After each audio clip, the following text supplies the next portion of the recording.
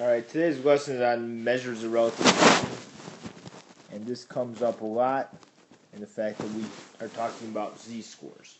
Basically what we're going to do is we're going to be able to compare any two tests so long as we have the mean and the standard deviation to compare them to each other. Such as, I got a 90 on a math test with an average of 80 and a standard deviation of 5. I also got 90 on a science test with a mean of 70 and a standard deviation of 15. Which test did I do better on? Well, in order to figure out the z-score, we are going to do x minus the mean divided by the standard deviation. So in this case, for my math test, my z-score is going to be 90 minus 80 divided by 5, which is 10 divided by 5, which is 2.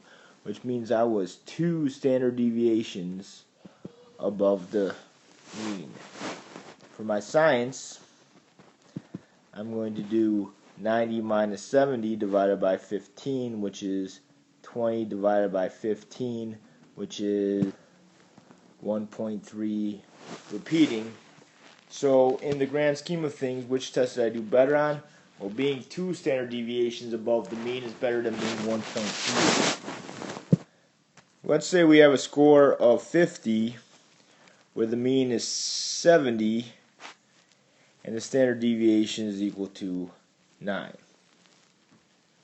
course, these standard deviations I'm making are pretty easy, but in order to get the z-score, I would do 50 minus 70 divided by 9, which is negative 20 divided by 9. So if we have negative 20 divided by 9, we get an answer of negative 2.2 repeating. And because this is negative, we know that this is below the mean.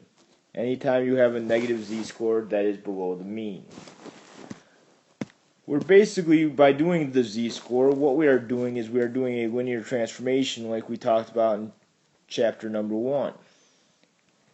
And we are always changing this such that my scores will now have linear transformation such that the mean is equal to 0 and the standard deviation is 1, and that is our z-scale that we're basically going to use throughout the entire course.